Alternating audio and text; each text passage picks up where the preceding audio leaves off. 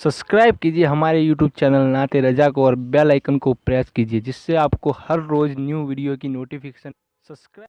कभी कभी लोग उनका दिल किसी नाजायज तरफ लग जाता है। किसी के हुस्न से आंखें चार हो गई, किसी से इश्क हो गया, हालांकि वो इश्क तो है ही नहीं, वो तो नफसानियत है जिसे लोग इश्क कहते हैं। अफेयर हो गया, नाजायज ताल्लुकात हो गए। अब बिस्तर पे पड़ा है तो बेचैन है, कारोबार में लगाए तो बेचैन है, इधर लगाए तो बेचैन है, उधर लगाए तो बेचैन ही बेचैन है।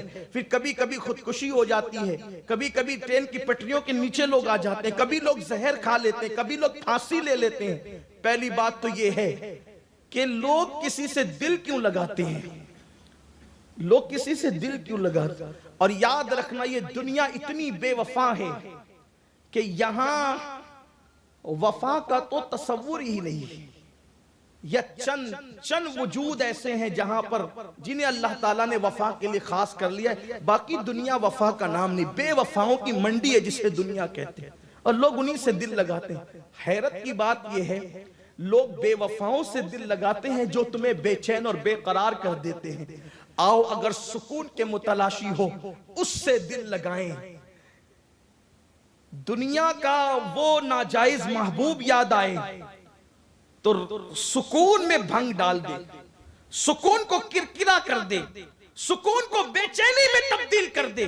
लेकिन आओ हम दावत दे रहे उस महबूब की इश्क और मोहब्बत की तरफ कि अगर वो गमों में याद आ जाए तो इंसान के गम खुशियों में तब्दील हो जाए।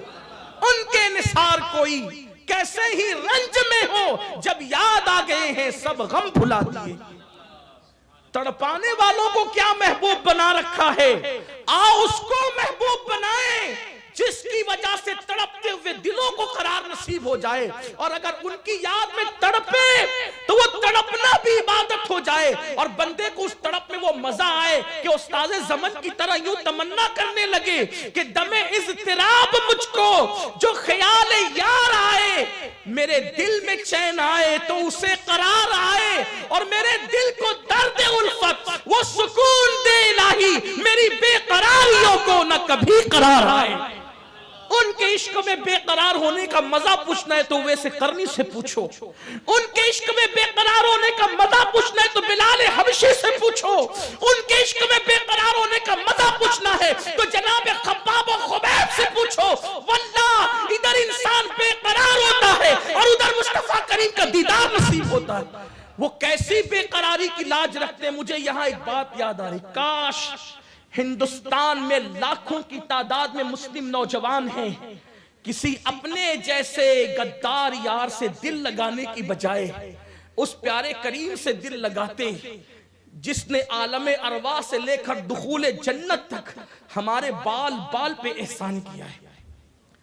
और उनका इश्क देखो, दुनिया का ये महबूब जिसे हम महबूब कहते हैं मुसीबत में छोड़ के भाग जाता है, और महबूब खुदा मुसीबत में काम आते, खुशियों में भी मुसीबत में भी। कोरोना ने नहीं बता दिया, कोरोना ने, मेरे एक साथी, मेरे तहरीक सुन्नी दावत इस्लामी के हमारे एक मुबल्लिग ने मुझे बताया कि कोरोना के मरीज को गुस्ल देने के लिए मुबल्लिग साहब पहुंचे। अल्लाह हमारे मुबल्लिगीन को भी चाहे वो बेहतर जजा दे कि ये वहां उन्होंने काम किया कि जहां और लोग रुके, और जिन जिन लोगों ने भी और किया अल्लाह उन्हें इसकी बरकतें नसीब फरमाए। तो जब उनको गुस्ल देने लगे तो उनका सगा बेटा उनसे कहा जरा आप पानी डाल दें, मैं नहला रहा हूं। किट वगैरह पहन रखी थी हाथों में, जो है वो सारी चीजें, सारे इंतजामात थे, लेकिन फिर भी कहा बेटे से कि आप पानी डाल दे। तो बेटा कहता मेरे छोटे छोटे बच्चे हैं ना मौलाना, आप ही सब कर लें। बाप के वजूद पे जो पानी न डाल सका मरने के बाद, जब बेटे का ये हाल है तो गैरों का क्या हाल होगा। लेकिन आओ उस महबूब से दिल लगाएं। काश लोग सबके हो गए, उनके हो जाते। लोगों ने सबके लिए रोया, लोग उनके लिए रोकर देखते। लोगों ने सबसे वफा किया, लोग उनसे वफा करके देखते। जो जाने वफा है, शाने वफा है, काने वफा है, बल्कि वफा ने जिसके दरवाजे से वफा का दर्श लिया है वो मुस्तफा जाने रहमत की जात है। एक नाम है, देखो, आजादी के मुजाहिदों में बहुत बड़ा नाम है, सैयद किफायत अली काफी रहमतुल्लाह अलैह। آج ہمارے لیے یہ بھی المیہ ہے کہ جن لوگوں نے اصل آزادی کے لیے قربانیاں دی اور پھانسی کے پھندوں پہ لٹکے، آج ان کے نام ہی کہیں نہیں، اور جو چمچہ گیری کرنے میں لگے تھے لوگوں نے ان کو بہت بلند کر دیا۔ حضرت سید کفایت علی کافی مراد آباد کی جیل میں ان کو پھانسی دی جا رہی ہے۔ توجہ کرنا، اور جو لوگ اہل علم ہے اور یہاں سے لے کے وہاں تک جو نظر نہیں آ رہے ہیں ان سے بھی میرا سوال ہے، اگر آدمی کتاب پڑھ رہا ہو اور بچے کا گر جائے اور اس کا سر پھٹ جائے، کتاب کے مضامین نظروں سے اوجھل ہو جاتے ہیں، دماغ سے اوجھل ہو جاتے ہیں، پڑھتے پڑھتے دماغ سے مضامین اوجھل ہو جاتے ہیں۔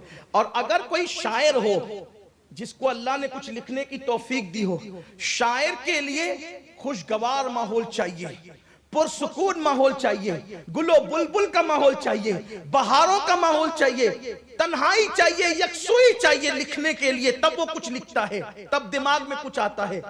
آپ جانتے ہیں اگر بیٹے کا سر پھٹ گیا، اس کو چوٹ آ گئی ہو، وہ قلم اور کاغذ اٹھا کے رکھ دے گا، یار ابھی آمد نہیں ہو سکتی، لیکن سنو عشق مصطفیٰ، ان سے دل لگانے والوں کو اللہ کیسا قرار عطا کرتا ہے۔ موت کی خبر سن کر بڑے بڑے پہلوانوں کے اوسان خطا ہو جاتے ہیں، لیکن عشق مصطفیٰ کتنا سکون عطا کرتا ہے، کتنا قرار عطا کرتا ہے۔ حضرت کافی مراد آبادی کو جب کہا گیا تمہیں پھانسی دی جائے گی، فتویٰ واپس لو ورنہ پھانسی دی جائے گی، کہا جان تو جانی، فتوے کی آبرو جانے نہیں دوں گا، لیکن پھانسی دینا ہے تو دے دو۔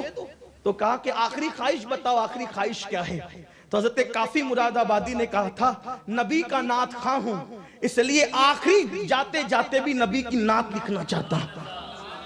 جاتے جاتے بھی دیکھو، پھانسی کا پھندا دیکھ کر کوئی کیا شاعری کرے گا، لکھا ہوا کلام بھول جائے گا، لیکن یہاں کلام، نیا کلام لکھنے کی تمنا کی جا رہی ہے، اور کلام بھی ایسا لکھا کہ عشق اور ادب دونوں گلے ملتے نظر آتے ہیں۔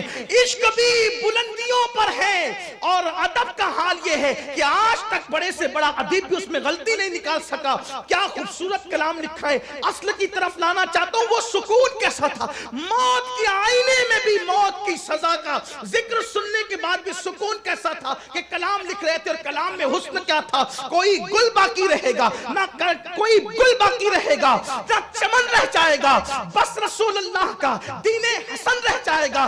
یقین کتنا پختہ، عشق کیسا بول رہا ہے، کوئی گل باقی رہے گا نہ چمن رہ جائے گا، بس رسول اللہ کا دین حسن رہ جائے گا۔ ایک لسو کم خواب کی پوشاک پہ نازا نہ ہو، اس تنے بے جان پر خاکی کفن رہ جائے گا۔ ہم سفیر و باغ میں ہیں، کوئی دم کا چہچہا، بلبلیں اڑ جائے گی، سونا چمن رہ جائے گا۔ جو پڑے گا صاحب لولا کے اوپر درود، آگ سے محفوظ اس کا تن بدن رہ جائے گا۔ شاہ نام شاہان زمان مٹ جائے گے اس دہر سے، نام شاہان جہاں مٹ جائے گے اس دہر سے، حشر تک نام و نشانے پنجتن رہ جائے گا، حشر تک نام و نشانے پنجتن رہ جائے گا۔ کہتے ہیں جو، اور کہتے ہیں کہ سب فنا ہو جائیں گے، سب فنا ہو جائیں گے، کافی وہ لیکن حشر تک، سب فنا ہو جائیں گے، کافی وہ لیکن حشر تک نعت حضرت کا زبانوں پر سخن رہ جائے گا۔ یہ نعت لکھی ہے تو انگریز افسر نے کہا یہ بڑا عاشق رسول اپنے آپ کو سمجھتا ہے، اس کے وجود پر استری پھیر دو، پھانسی سے پہلے استری پھیر دو۔ میں اپنی قوم کے ان جوانوں کو دعوت فکر دینا چاہتا ہوں، ہیرو ہیروائن کی جدائی کے مناظر کو دیکھ کر رونے والوں، عشق و محبت کی داستانوں میں الجھ کر، نفسانیت کے دلدل میں پھنس کر بے چین اور بے قرار رہنے والوں، ذرا اس محبوب پر بھی تو کوئی توجہ کرے کہ خالق کائنات خود جس کو اپنا محبوب بناتا ہے، جس سے محبت کرتا ہے، جس سے پیار کرتا ہے، جس کے لیے قبلہ بدل دیتا ہے۔ اللہ اکبر! میرے کریم آقا کی محبت کس قدر انسان کو سکون کی دولت، قرار کی دولت عطا کرتی ہے۔ انگریز افسر نے کہا پھانسی سے پہلے استری پھیرو۔ وہ دور تھا کوئلے کی استری کا، کوئلے بھرے گئے، انگارے لگائے گئے اور استری پھیری۔ جیسے کافی مراد آبادی کے جسم پر استری چلائی گئی، کیسے چٹکے ہوں گے، کیسے جلن ہوگی۔ ادھر جسم پر استری پھر رہی تھی، ادھر بے حجاب اور بے نقاب عالم بیداری میں مصطفیٰ جان رحمت کا جلوہ نظر آ رہا تھا، سرکار کا دیدار ہو رہا تھا۔ کافی رو پڑے کہ یا رسول اللہ بہت دیر ہو گئی، اگر